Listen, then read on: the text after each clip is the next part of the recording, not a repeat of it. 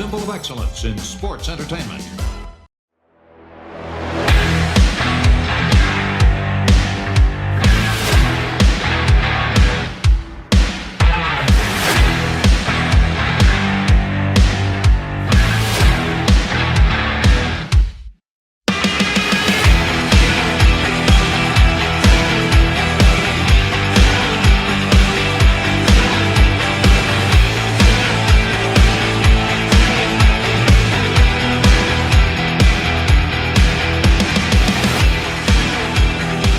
Hey, this is Kurt Angle, and welcome to the Kurt Angle Show.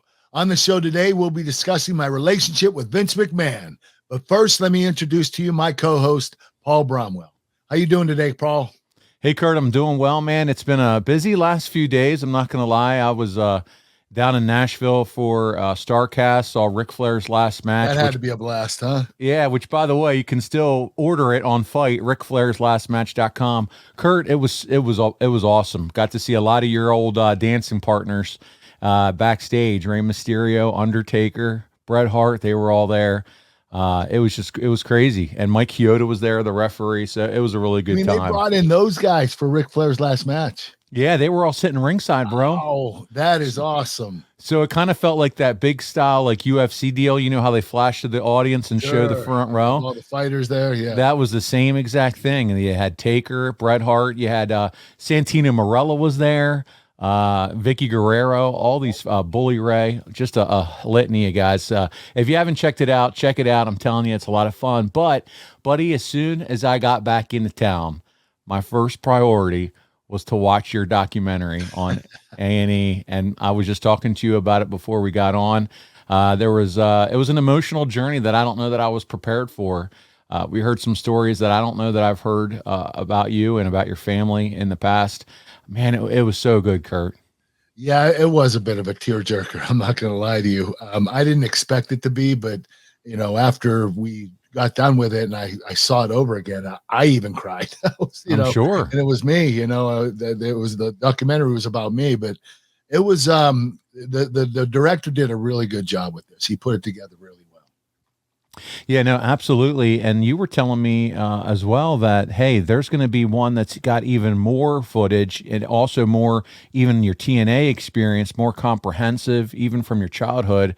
And you're what, next year, Peacock? Yeah, so I'm Peacock in 2023. So the Kurt Angle documentary, it's called Angle. That's what the documentary is called. It'll be airing on Peacock in 2023. Man, that's awesome. So that's one to keep an eye out for. I'm sure if it's anything like the A&E, and I think your fans are going to dig that even more, just especially because, like you said, they're going to get that TNA piece of it too. A little bit more of me growing up and a little bit more of TNA. When WWE got a hold of the documentary, they added in a lot of WWE stuff, and Absolutely. I don't blame them for that. Yeah. But this documentary is my whole life story. All right, good stuff.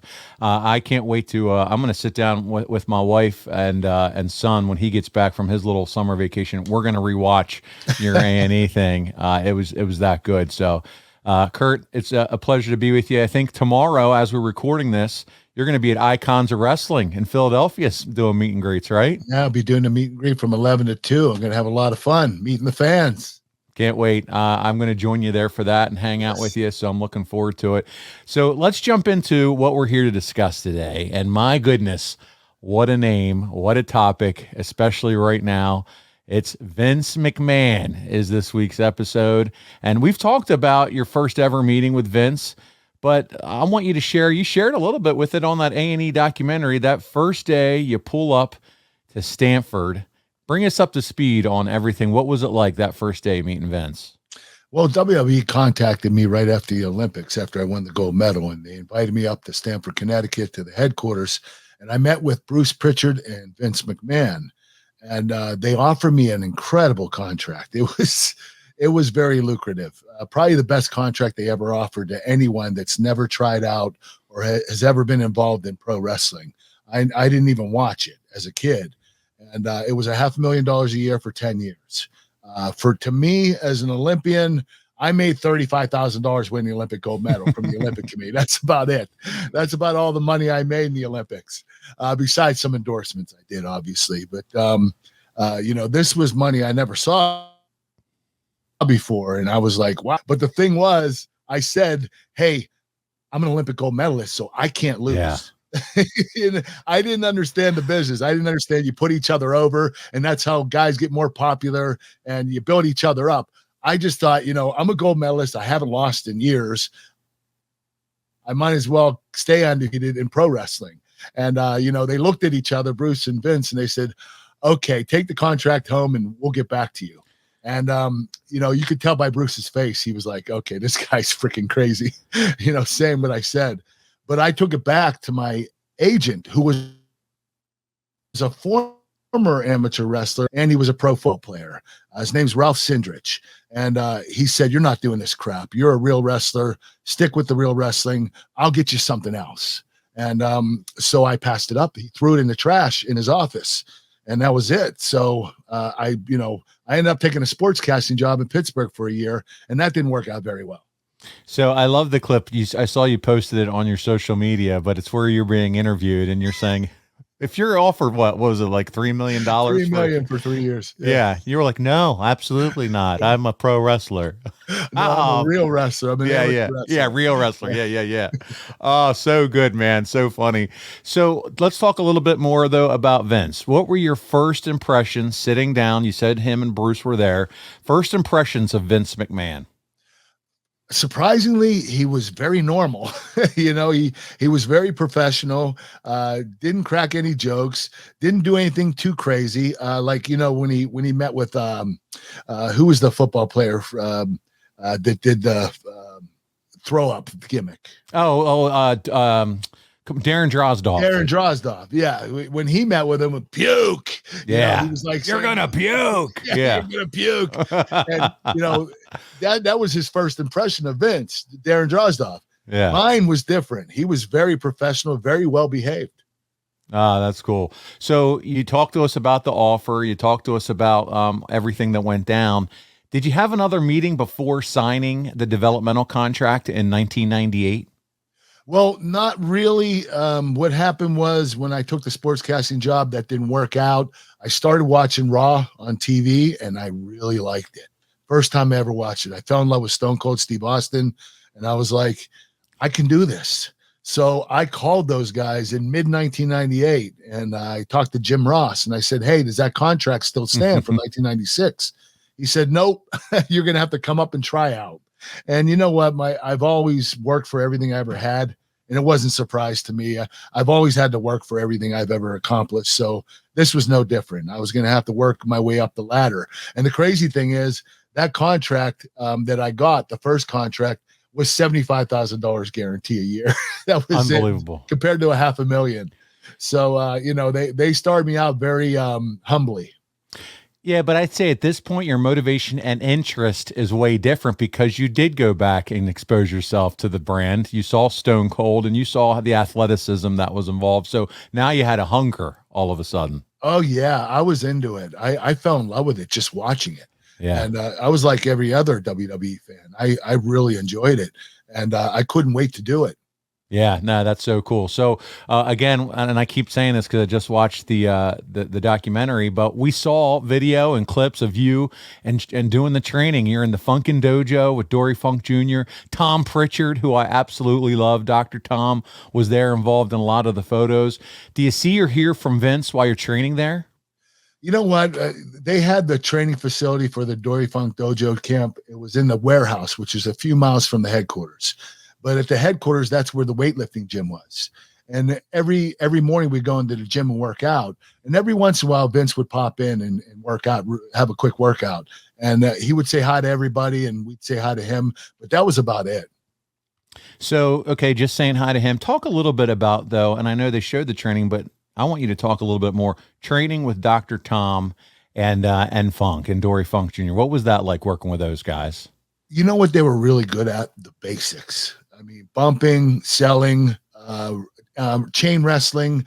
That's most of the stuff that we learned. And it was stuff that was very crucial to my career because that's what I had to learn. The bumping is the most important thing. The selling is the second most important thing, if not the most important thing.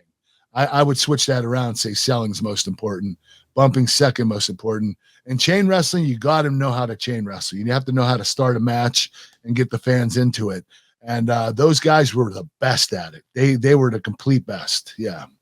You know, I often talk to Dr. Tom, just a little, I'm going to shill for adfreeshows.com. He has a show on there every 2 weeks. It's a mailbag show, but man, he always puts you over, Kurt, and just that how quickly you took to the business. There's some that it takes a little bit of time to acclimate and get used to what you're supposed to do, selling, bumping, the whole 9 yards. But he says, man, I don't know if there was anybody that took to it faster than Kurt Angle and really progressed through the reps. He thinks very highly of you. So there you go. Well, I appreciate that. I love Tom. I was a student of the game. I was obsessed with it. And that's why I learned so quickly. What I did is I forgot everything I ever learned in my life, because amateur wrestling, pro wrestling are the complete opposite. You don't sell in amateur wrestling. You don't show any emotion. You go for the pin right away. You don't tell a story in a match. So I had to forget everything I ever learned. I even forgot about all my suplexes. I let my opponent throw me around and bump me around and learned the opposite way. Instead of having an offensive approach, I had a defensive approach. And I learned from that and then build on it and then start turning that into offense. But I think I did it the right way. Absolutely. So let's get into it. You go to TV for the first time in Pittsburgh, Pennsylvania, glorious Pittsburgh. It's March 2nd, 1999, and you do the skit with Tiger Ali Singh. Did you see Vince there? Is he producing the segment with you? Is he involved? Tell us about that. Yeah, he produced the whole segment. He told me what to do, what to say, how to say it. You had to follow his directions. Yeah. Vince is very stern about that stuff. So I had to make sure I did everything the way he wanted it done. Nah, that's cool. And then you're on the road for about 6 months doing dark matches at most of the TV tapings. Are you interacting, spending time? Is he coaching you? Is he giving you tips while you're doing all that with the dark matches? Hell no. He has too much to worry about. I mean, he doesn't have to worry about a talent that's coming into TV. He has to worry about the talent that's on TV. Good point. Vince, he's very limited with his time. You're lucky to get 5 minutes with him if you want to meet with him. So Vince was concerned with the product, and I didn't blame him. I knew that once I started, I would get his attention. Now, what about you? Because you're such a sponge for wrestling. When you were done your dark match, do you hang out and watch the rest of the card? You pack your bags and hit the road? This is great. Funny story. I was doing my match, and I was leaving. Like right afterward. And Shane McMahon caught me one night. He said, Kurt, you can't leave. You're going to get heat with the other wrestlers. You have to respect them and watch them have their matches. You have to stay till the end of the night. And not only that, you're going to improve so much more. And Shane was right. The longer I stayed, the more I improved. Watching those guys and seeing what they did and how they sold and the moves they did, I was learning so quickly because of that. I was studying every match, and Shane was exactly right. Yeah, no, that's cool too. If Shane just to come over, whisper in your ear, "Hey, buddy." He didn't tell on me. He told me, no. "Hey, don't do that's this." Awesome. Yeah. I love it. So let's talk about the vignettes, because here we go. And is Vince the one that's hands-on with the build-up, the vignettes that are being televised before your debut at Survivor Series? Yes, it was all Vince's idea. The 3 I's came from Vince: intensity, integrity, and intelligence. He wanted me to be this clean-cut Olympic hero that drank milk, didn't swear, was a role model for kids, because he knew the WWE fans would puke all over it. So, and you didn't think they would. You thought they'd embrace it. They're going to love me. I'm an Olympic gold medalist, and I am clean-cut, and I am the golden boy, and I do drink milk. And, and he's like, well, they're going to hate you for it. I trust me. They don't know who you are yet. They know you won a gold medal, but they don't know you personally. And until they know you, they're going to shit on you. Yeah, buddy, this is the Attitude Era. A guy like that, they are just going to shit all over. Stone Cold Steve Austin was the biggest baby face in the business, and he drank beer and flipped everybody off. I mean, so it was the complete opposite. Oh, man. So how quick did Vince realize that your character is going to be very much comedy oriented? You know what? He just gave me vignettes to do, and told me just to, do your best. And I didn't even know I had the gift. I'm not saying I have a gift of you do, buddy. Acting yes, you do. Be comedic, but I didn't know it, and they just tried it. And every week there was something different. Brian Gawart's the writer. He was incredible. who's going to be on next week. Yes, Next week, man. Woods, I yes. can't wait. He's our guest of our show. Yeah, I had a, what were you talking about, Paul? We were just talking about The Gift as far as your comedy, Vince Yeah. You identifying know what? comedy. I didn't know I had it. They were utilizing me as long as I did really well. So they pre-recorded it to see if it would turn out well. And if it did, they would air it. And I was doing it properly. I was doing it the right way. So they kept airing every one of them. But I think Vince was a little nervous that if he wasn't able to do this, we're not going to air them. But I was passing the test, and I was passing with flying colors, and he didn't realize, nobody realized I was going to be that funny. I didn't think it either. Well, and you said you questioned yourself when you started to answer me the first, like, I'm not saying I have a gift. Buddy, you and I have watched enough segments at this point on this show. You were hilarious, man. And it just clicked. It was so good. You know, what was great was having an incredible writer. I'm not going to lie to you. I know I toot about Brian all the time, but the stuff he did for me, what he wrote for me was amazing. We had great chemistry together, and that's why we were able to be funny together. He also wrote for The Rock and Chris Jericho and Edge and Christian. Those guys are the most entertaining guys in the business. Brian Gewirtz deserves a lot of credit for a lot of the stuff we did. Oh, I can't wait to talk with him next week. We're going to play some of your old clips too of some of the segments you wrote. It's going to be a great funny time. Ones, right? Yeah. What about Vince? Is he helping you? Because we've seen sometimes backstage clips where he's coaching wrestlers with mannerisms and how to say things and do it this way. Was that some of the hands-on that you were getting from him, or was he just letting you do your thing? No, at first, yes. He was there for, probably the first 4 weeks, all the pre-tapes I did. He was overlooking everything. He wanted to make sure I did it properly. If I did it wrong, he would say, adjust it this way, say it this way and that way. So Vince was always there for me, especially the first 4 weeks. There you go. It sounds what he does. That's what he's a genius with. It's developing characters, and he knows what he likes. Yeah. What about the pressure? Let's talk about the pressure from Vince as you get started. You're moving up the card, and you're getting all these titles in the first year. Are you feeling pressure from him, or is it more like encouragement? Hey, keep doing your thing. Loving what I'm seeing from you. It was more encouragement. I was building confidence every week because I was getting better and better with my promos, with my pre-tapes, with my wrestling. And, I just kept getting better and kept on improving.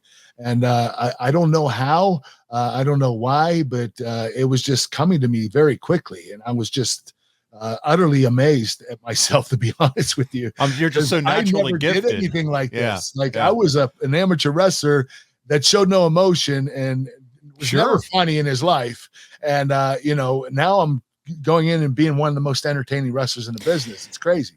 Kurt, did you ever act in school plays? I mean, did you have any acting experience? But you know what? In high school and college, I used to, back then, you got picked on if you went to plays or were in plays. If you were the artsy guy. Sorry, but back then in the 1980s, they'd call you a pussy, Right. So I was obsessed with it. So I would take classes like credits for high school where I would set up for the plays. And then I would go to them, and I would go with a hat on so nobody could recognize me. I was obsessed with acting. I loved it. That's cool. That's probably why I got into WWE. It is some form of acting to an extent, but I knew that my love for acting was there, and WWE was a great beginning point for me. Sure. So what you're trying to say is if we look back through your yearbooks, we won't see you in the Glee Club at all. No, you won't. Okay. Well, let's get into some other fun stuff here. I can't wait for this. Did it make you feel weird doing the segments with Stephanie, particularly the kissing one with Vince right there directing it, staring at you? Oh my God. You know what? It was weird. It was very uncomfortable. And, Vince, not only was he directing, he was literally 2 feet away from us. That's so weird, man. The camera was right here. Stephanie and I are here, and Vince was right behind the camera looking at us like this. And I'm not saying he looked like he was aroused, but he was into it. Like, this looked like, I want to see this. So I kissed Stephanie. And I do it like this because I'm nervous as hell. You look like a duck. He's got duck lips. I look like a duck, fish lips, right? Yeah. So Stephanie afterwards says, "You kiss like a fish." I said, what the hell do you want me to do? You want me to slip you the tongue while your dad's watching? And plus, you're married to Triple H. Oh, man. So were there any practicing? Was there like practice kissing sessions or anything? No. You know what? We honestly, in WWE, very seldom do they ever rehearse stuff. It's just, yeah. Yeah. Just like your rap battle. We got to keep going, sticking and moving. Yeah. I don't know. I'm just having fun. I figured there was no practicing, but that's me living vicariously through you. So listen, what's the call like when Vince says, man, you're going to be defeating The Rock and you're going to become world freaking champion? What's that like, dude? It blew my mind. I'm going to beat The Rock for the world championship, one of the greatest superstars of all time. And I think the reason was, and this is what he told me, Vince, at SummerSlam that year, a couple months before, I had a triple threat with Triple H and The Rock, and I got a concussion. When Triple H went to pedigree me through the table broke early, and I landed down on the concrete floor on my head and got a concussion. And I went backstage, and you know what? The match was supposed to be that way, but I wasn't supposed to really get a concussion, but I did. So I was supposed to get wheeled back anyway. So I was supposed to be away from the match for 5 or 10 minutes and then come back and save the day. Well, I get wheeled back there, and I have a real concussion. Vince is going crazy. Like, what are we going to do? We need him to go back to the ring. And I'm laying there, and they're filming all of it, the production team. And I'm saying, I have a pre-tape now. And they're like, yes. So I had a live tape. It was a live pre-tape. Yeah. And Stephanie's saying, hey, will you go out and help Triple H? And I was supposed to say, I'll do it for you, Steph. I'll do it for you. And they said it to me, and they were getting ready to shoot. And I said, wait, what am I saying again? They said, just say, I'll do it for you, Steph. I said, okay. What am I saying again? I said it like 5 times. You were out of it. Vince goes, God damn it. Someone get him some smelling salts.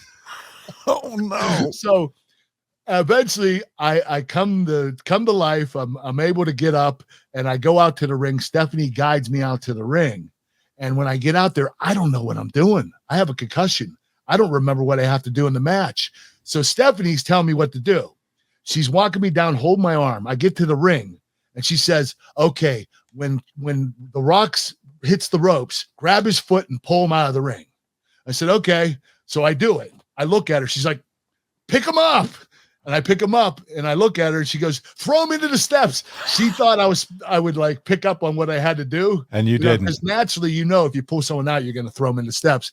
I didn't know because I had a concussion. So, and then I throw him to the steps, and I'm staring at her for like 5 seconds. She goes, get in the fucking ring. So I get in the ring, and then Triple H calls the rest of the match to me.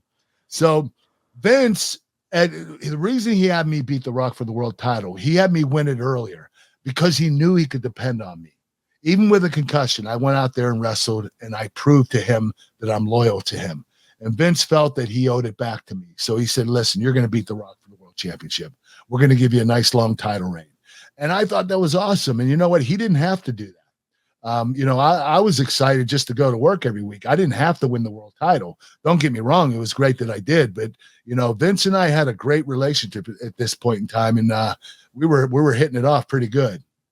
Well, not only that, it just proves to you and to the audience and to all of us where you were at already so quickly. In terms of where your character was at the time, you were over, pal. You were way over. You're in ring. You're already performing with guys like The Rock, Undertaker, Triple H, and not just in the ring with them. You're at their level, maybe even a little bit better. So it all came together, and I think it was a no-brainer, man. Such a cool time for you in your career. It was, and you know what I get, Paul? Like fans today, they say, Kurt, I hated your guts when you started, but you know what? Now I appreciate it. You are such a great heel. And it's like, that's the best feeling in the world. Like knowing that I got to them, but they appreciate it later in time. It was like, you were awesome. You were the best. I love to hate you. And it was like, oh, that's great. That's a great compliment. Listen, all that it matters is that they're invested. If they're invested, either hating you or love you, as long as they're invested, that's all that matters. About you one way or the other. That's right. You got it. Well, listen, we have our first clip of the week, and I'm going to set it up here because it's December 18th, 2000, Raw in Greenville, South Carolina. They did a show-long storyline where Commissioner Mick Foley makes you versus Vince to be in the main event for the WWF title. And when it looks like you're going to have the match, it ends up being a swerve, and you both attack Mick Foley with Vince then firing him as commissioner. Let's take a look at it this week, Kurt. Here we go. You know, Mr. McMahon, Mick Foley has gone too far. I mean, he would love to embarrass us. He would love to see you and I beat each other up in the ring. Well, yeah, the thing about it, though, is Vince McMahon, once again, is WWF champion. You know, that doesn't sound too bad, Kurt. It's all right. It's not that great. No, but think about it. Here, Foley's trying to humiliate me, see? Think about it. What could humiliate Foley any better than Vince McMahon, two-time World Wrestling Federation champion? Think about it. I gotta go, Vince. Yeah. Vince McMahon.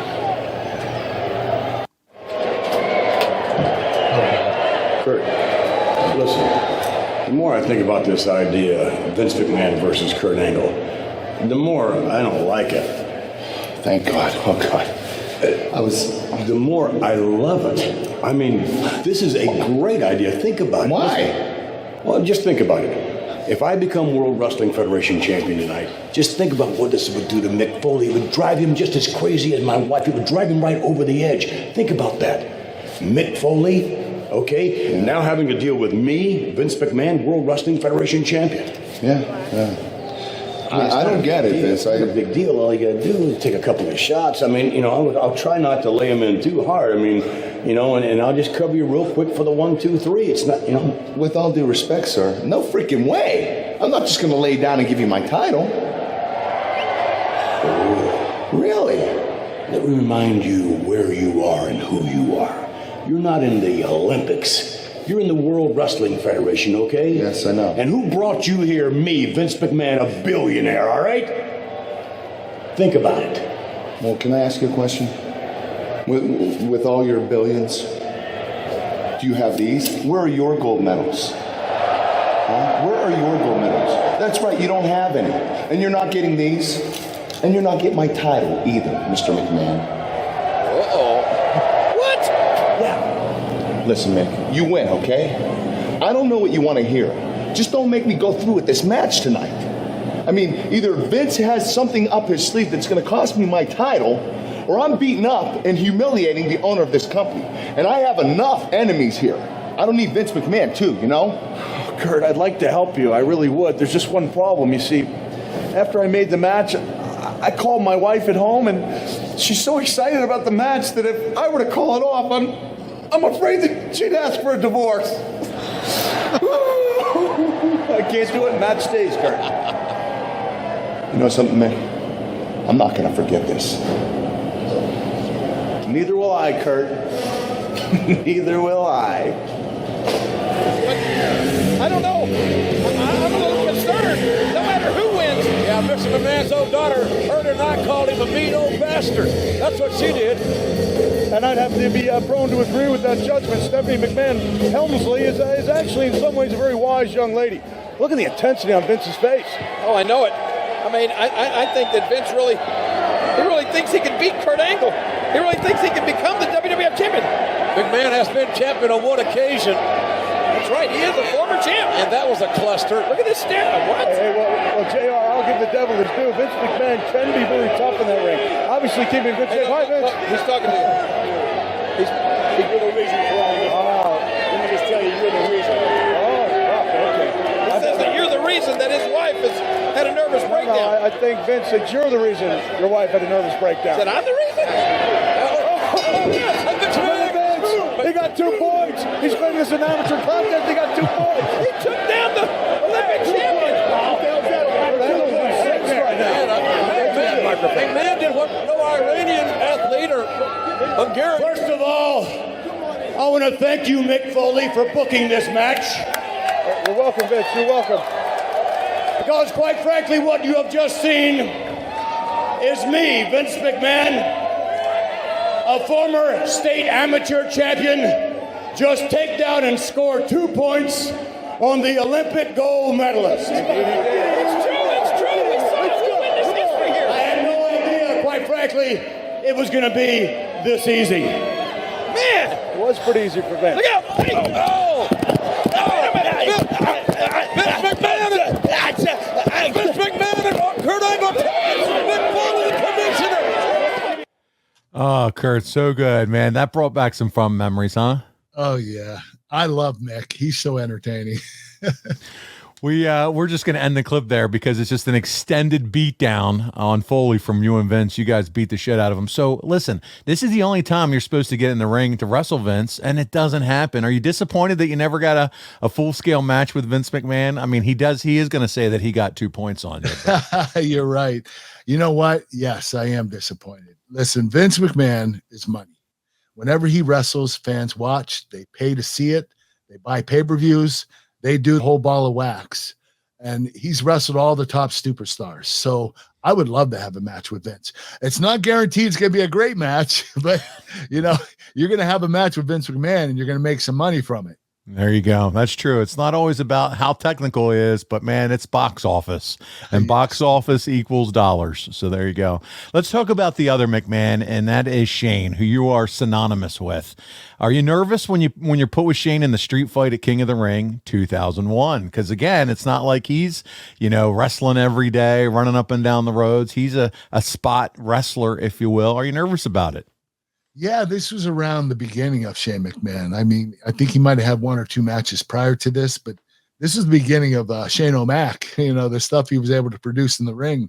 And I wasn't nervous at all. The only time I got nervous is when I tried to throw him through the glass and it didn't break. And so I knew Vince was going to be really pissed off. It was his son. And the thing was, I was telling Shane, when it didn't break, I said, let's move on. Let's just go to the next spot. He's like, no, throw me through the fucking glass. And I was like, oh my gosh, this is crazy. Shane's going to want to go through regardless. No matter how many times we do it, he's going to want to go through. And I heard Vince McMahon got out of his seat and he's getting ready to stop the match. And thank God the next time I threw him through, he went through. So you throw him through the glass. It finally breaks. The match is over. You go back. Well, don't forget, after I threw him through the glass, I had to throw him back through the other glass. Oh, yeah. You beat the living shit out of him, his son. That didn't work. And he bounced off it, hit his head. And then I threw him face first through the glass, and that's when it worked. So when you come back, though, is Vince, what does Vince say to you after that? Usually when I come back, he says, great match. He gives me a hug. He didn't say anything. He didn't say you had a horrible match, or I think he was just pissed. And I think he was a little stunned at what occurred in that match, that Shane took a rabid beating. And I think he was really concerned for his son. He wasn't happy with either one of us, is what I'm saying. Well, listen, Kurt, the good news is we have a solution when the glass does break. And I'm talking about with your automobile this time, because that is where CarShield can help. CarShield makes it easy and affordable to protect your car from expensive repairs, and they can help you too. And that's just for starters. They are the #1 auto protection company in the U.S., and they offer protection plans for around $100 a month. That plan covers more car parts than ever before. Whether your car has 5,000 miles or 150,000 miles, CarShield is there for you. Let me tell you how simple it is to get your car fixed. When you need a repair, you choose the mechanic, and CarShield's administrators will handle the rest. That's it. You don't have to deal with the paperwork or headaches. You're taken care of. Same goes if your car breaks down and you're stuck on the side of the road. Plans through CarShield also include, listen to this, coast-to-coast roadside assistance. Their administrators are there with your rental car options and trip reimbursement at no extra cost. So get coverage today and you'll lock in your price now. And guess what? It's never going to go up once you lock in. That means as long as you own your car, no matter how old it is, you're protected from the rising costs of parts and repairs for your vehicle. So CarShield does. They protect my wallet from expensive car repairs, and they'll do the same for you. Go to carshield.com/podcast to start your plan and lock in your pricing forever. That's carshield.com/podcast. A deductible may apply. Well, Kurt, we're around the summer of 2001. It's when you, Vince, and Austin do all those great comedy skits. You know the ones I'm talking about. In particular, playing the guitar and Jimmy Crack Corn and I Don't Care. But you know I wasn't going to let us get through this show without playing a clip of it. This is our final clip of the week. And here it is, Kurt, Stone Cold, Vince, and Deborah. Oh, Captain Lady, sing his song, doo-dah, doo-dah. Come on, Deborah, Captain Lady, sing his song, all doo-dah day. Hey, Vince, Steve, Deborah, how you doing?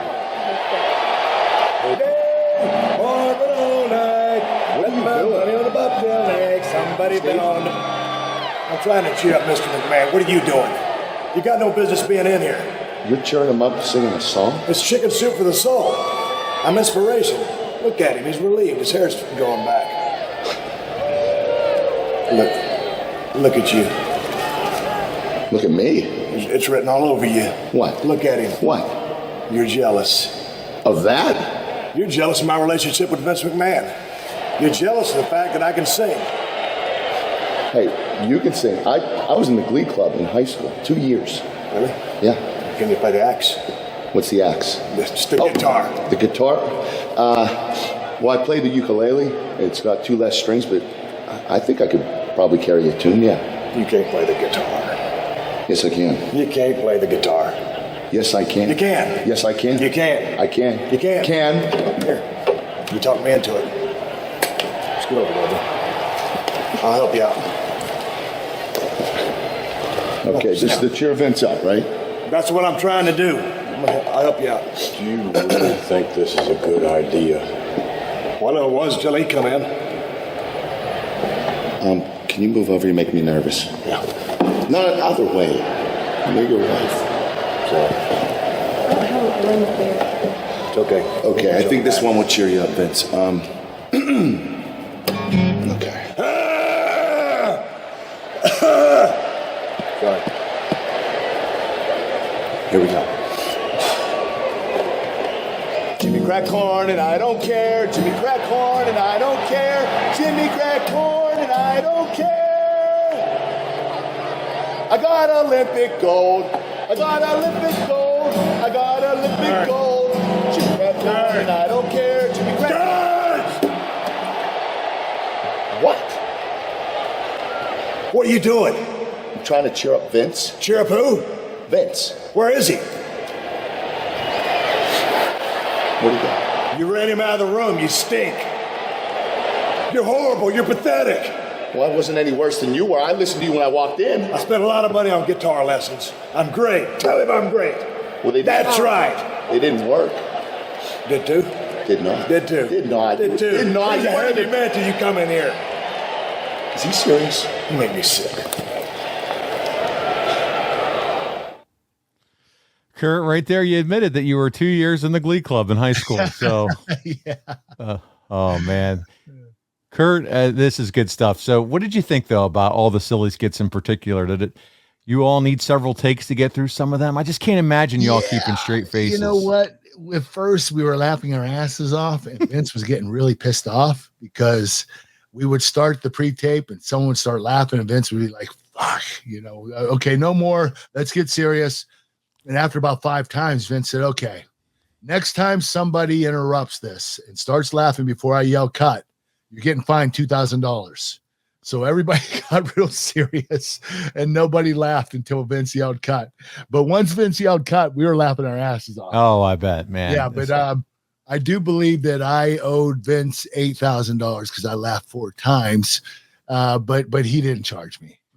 You know what would have been real. It would have been fun. Did you ever get asked or talked about hosting Saturday Night Live? No, surprisingly, no. I don't know if it had to do with, WWE containing me because of my, my secret addiction, stuff that was going on with me. I was injured, the addiction thing for a couple of years. They never really reached out. And if they did, maybe WWE just said, "Hey, not the right time for him."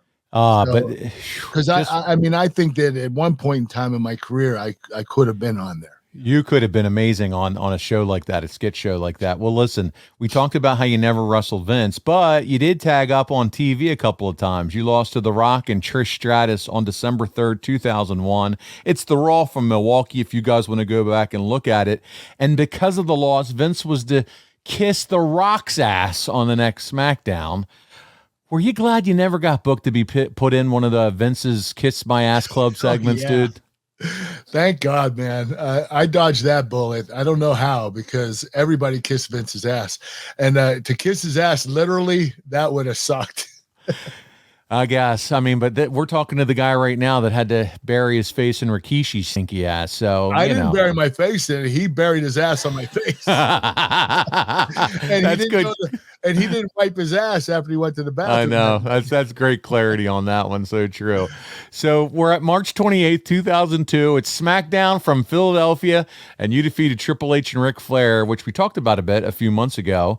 Could you tell us again about you and Vince getting into a little bit of a wrestling match on the plane flight from the UK back to the US, and the whole story about it? Take us back. All right. It was a different plane ride from hell. We were coming back from, I believe, Asia. And we were on the plane. Vince was feeling frisky. He was drinking wine, a lot of wine. And so I was trying to sleep. And Vince kept having these wrestlers come to me and say, "Hey, Kurt, I need to talk to you. Can you come to the back of the plane?" One of them was Lita, one was Trish. I guess Vince thought I was a womanizer. I don't know. So he usually had women come get me. And I didn't smarten up after 3 women. It was like, okay, Vince keeps doing this. And so I would go back to the back of the plane, and Vince would jump out from 2 seats and jump on me and, surprise me. And I'd reverse him and get him down and hold him down. And I'd say, "Are we good?" He says, "Yeah, we're good." And it would be over. And I'd go back to my seat. And then Vince kept doing this for 5 hours. We were in the plane for 5 hours. And, he knew that I smartened up and he couldn't get me out of my chair by having someone come get me. So he started just jumping on me. When he would wait 5 minutes, I'd fall asleep and he'd jump on me on my seat and start trying to wrestle me. And I would reverse him and get him down. And I must have did this 25 times. What? And one time we were near the door, when you hit the latch and you open the door and you go out of the plane.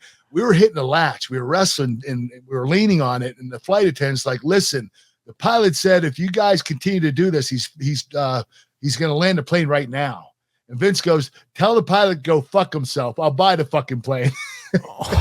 And we just kept wrestling.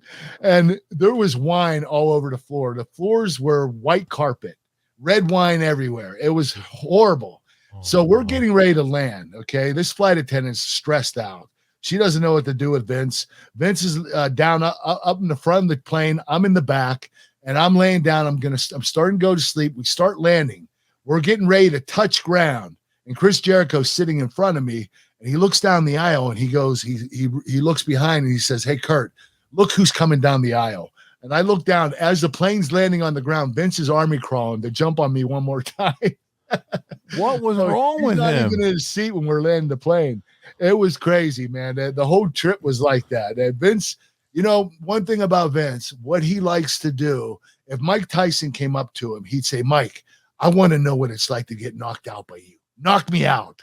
Okay. He wants to know what it feels like to wrestle an Olympic gold medalist. That's what he wanted. Vince is that type of guy. He has to feel what that person's power is. It's crazy. Man, he just kept coming and coming and coming all night, 5 straight hours. It was a pain in my ass. Yeah, it and sounds like I couldn't do anything about it. He was my boss. He's your boss, and you just got to deal with the shit. Like, okay, is this over or what? What are we doing? Now let's talk about, though, overall your relationship with Vince. Is it just growing stronger and stronger? I know you've considered him, and you've said it multiple times, as a father figure. Were you feeling that way here early on? Yes, and the way you know it is when Vince remembers you on the holidays, like 12:01 a.m. in the morning, New Year's Eve or New Year's Day. Vince would call me. I'd be the first person he called. Happy New Year. December 25th. Merry Christmas. Hey, happy Thanksgiving. That you have Vince's attention and that you're real close with him when he does that.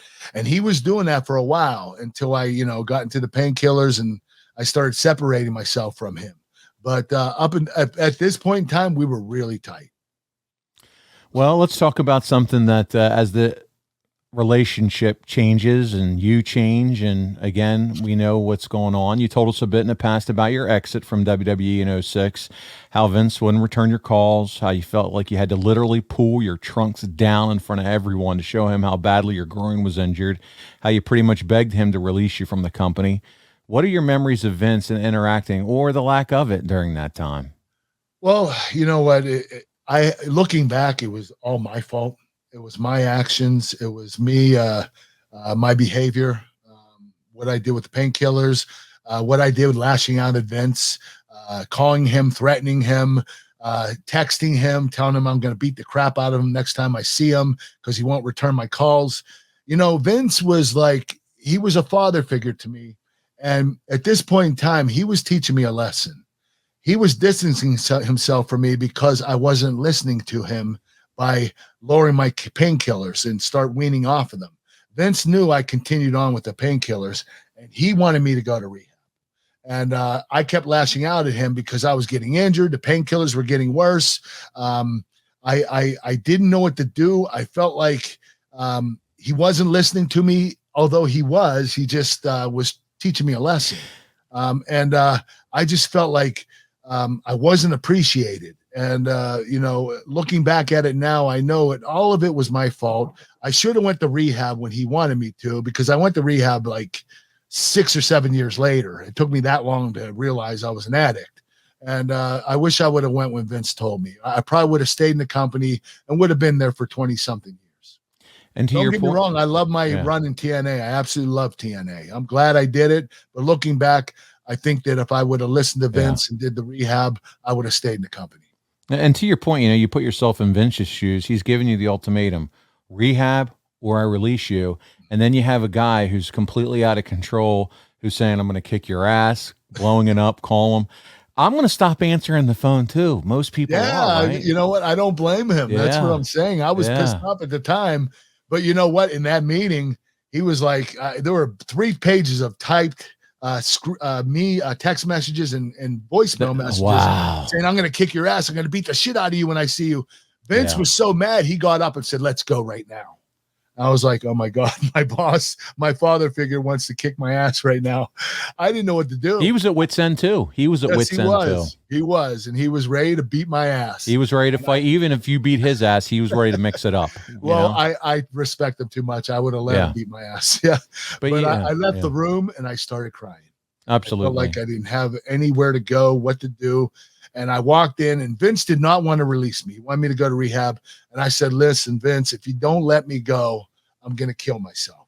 And I didn't mean that I was going to commit suicide. I meant that I was going to kill myself with pills. Painkillers. Yeah. And he put his hands up. He said, you're released. He said, listen, just think about going to rehab. Come back in 6 months, and your contract will be here waiting for you. And you know what? The next day, I called TNA, and I never looked back. You can say what you want to about Vince, but when tough love was needed for Kurt Angle, he was there to give it to you, whether you liked it or not.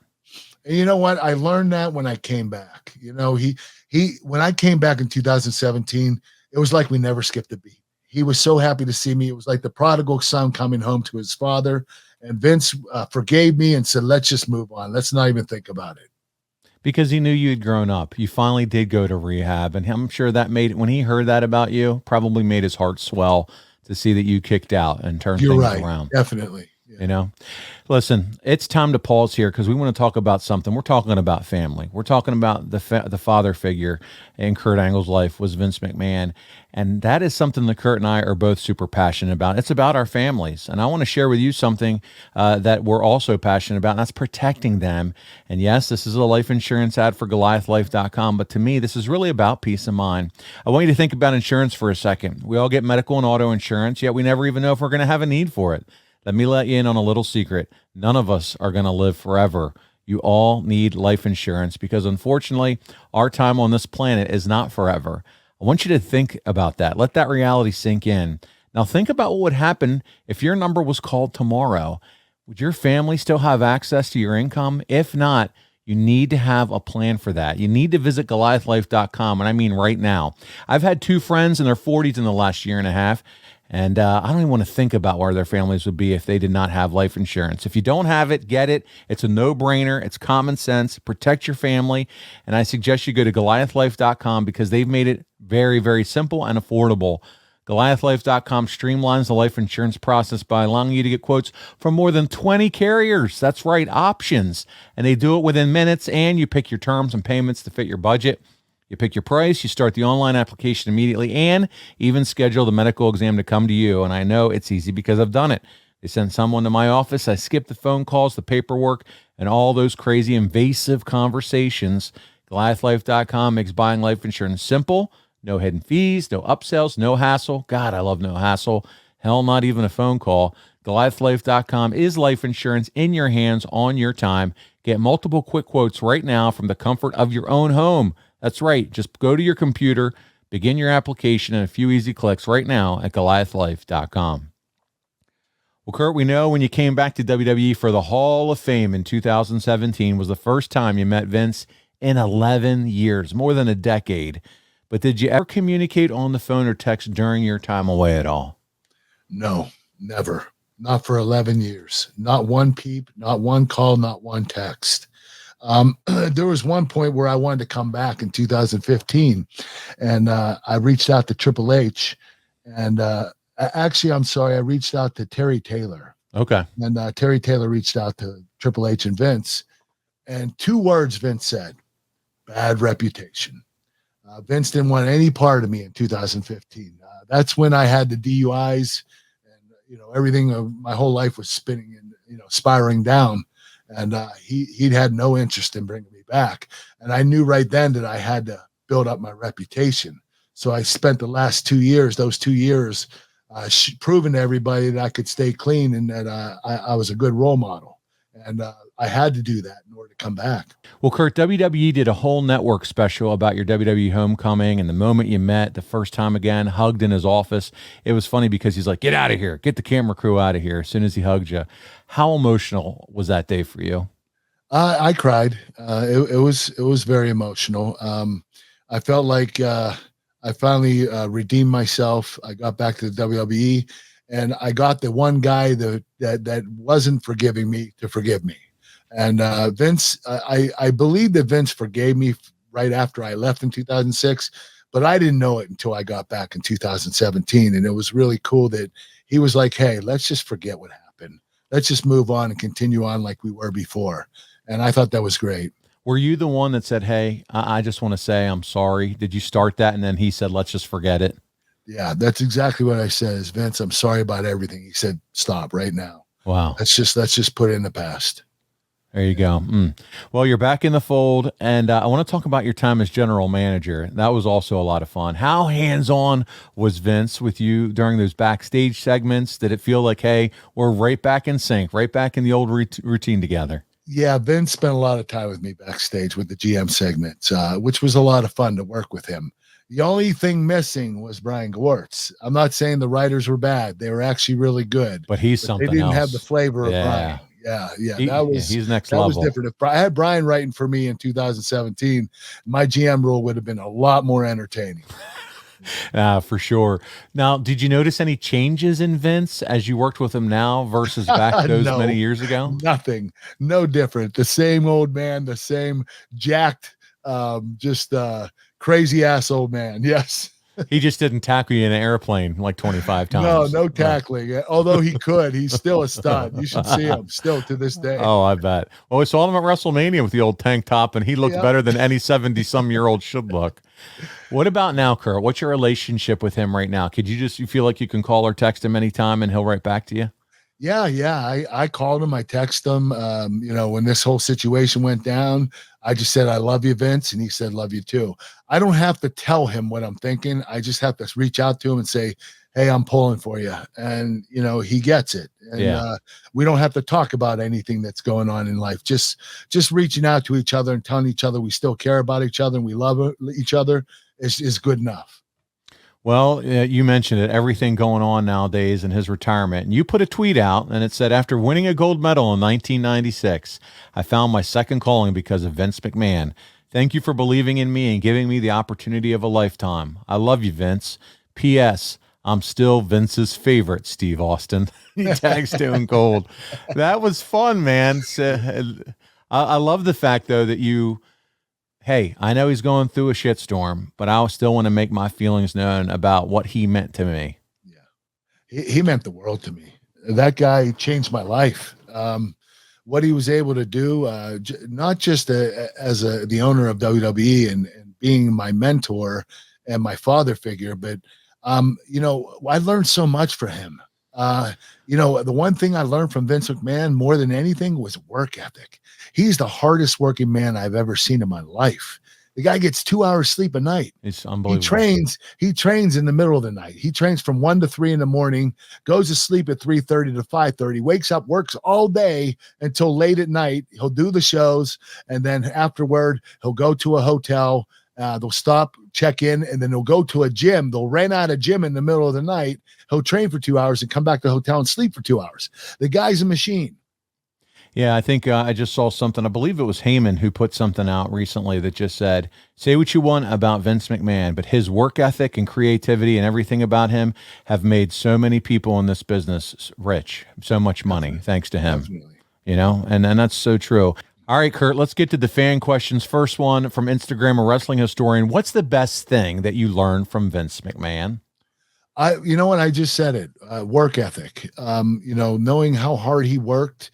He made you want to work harder. I remember one night we were in Boston and we had to tape over a SmackDown taping of a spot Undertaker and I had to do.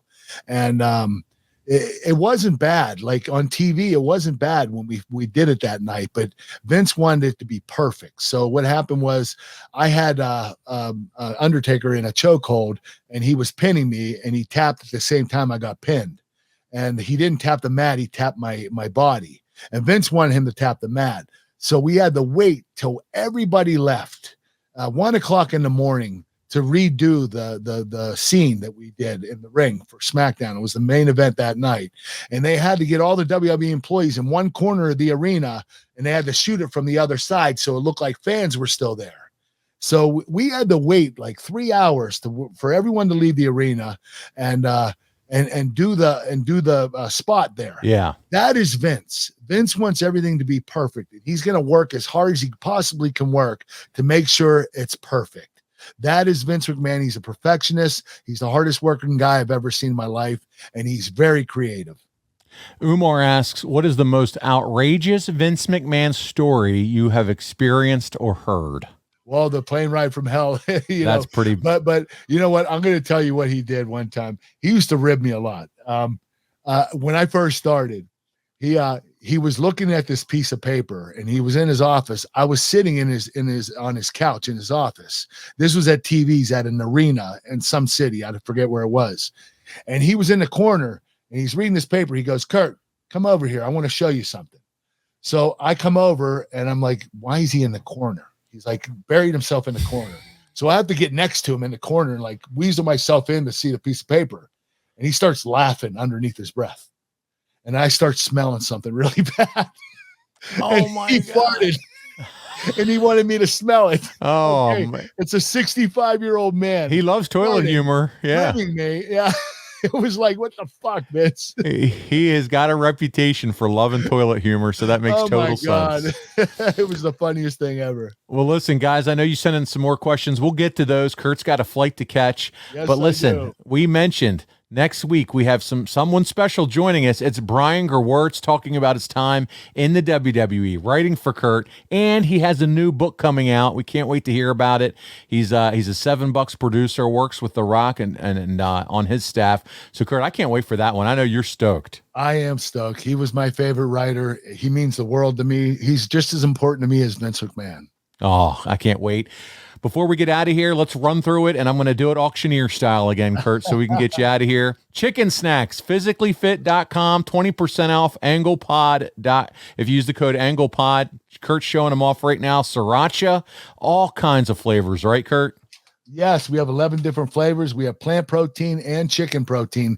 We're coming out with whey protein, too, and they taste incredibly well. Oh. They're going to be called Smart Snacks Crispy Protein Bites. But you can get them at physicallyfit.com. If you want to become a lifetime member, you'll get 20% off for the rest of your life. Anytime you order the chicken snacks or the Snack Smart Crispy Protein Bites. So you get them at physicallyfit.com, and they're incredible. You're going to love them. Check out KurtAngleBrand.com. You can find one of those silly cowboy hats. Also, that's where you can get your cameos, some T-shirts, other Kurt Angle merch. So check that out and support our Olympic hero. Also, WildcatBelts.com. Again, 2 left. Kurt, I saw a really cool post with you posing with the 2 belts that are left. So make sure you head over to Wildcat Belts. That's WildcatBelts.com. Go ahead, Kurt. Paul, how do you order that? Because I had a couple of fans that wanted to buy the last 2 belts. Oh, wow. They commented on the Instagram and they said, I can't order it. You can't order it off the page. And I called the Wildcat Belts guy and he said that you have to order it through him. So yeah, well, you can find his email address on the website. Okay, so email him. So go to wildcatbelts.com and there is an email address for Andrew on Wildcat Belts. Shoot him an email and he'll take care of the rest. Yeah, 2 people wanted the last 2 belts. All right, well, there you go. Didn't know how to do it. Yeah. So guys, hurry up, get on your computers and get it before they're gone forever. And then Saturday, Kurt, it's just a couple weeks away. August 27th, you and I are jumping on airplanes and we're headed to Wisconsin to the Timber Rattlers game. It's podcast at the plate. And there's pregame podcast packages available. You can ask Kurt questions. He's going to throw out the first pitch. But, man, we're going to have a blast. You can Google Wisconsin Timber Rattlers and check out their schedules and promos and see all the stuff that's going to go down there. Kurt, you're going to get sick of me this month. You're going to Yes, see me. I am. I'm going to see you tomorrow. I'm going to see you on the 27th. I see you every freaking week. Top Guy Weekend in Chicago. That's Don't forget right. about that. That's 6 days later. Yes. Yeah. He's going to puke. Kurt's going to puke. Oh, man, so good. I'm looking forward to it. Hey, the more we hang out, the more we get to know each other, and that's going to make this show even scarier. We're going to have a lot of fun. But I appreciate you doing it this week. Again, Brian Gewirtz next week. We have some other guests lined up coming too that we're excited about. We appreciate all your support on the Kurt Angle Show. And tell everybody about it on social media. Promote it, share it. Tell us what you enjoy. If you don't enjoy it, don't share it, okay? We only want to hear the good shit. On behalf of the Olympic gold medalist, Kurt Angle, this is Paul Bromwell. We'll be back again next week right here on the Kurt Angle Show.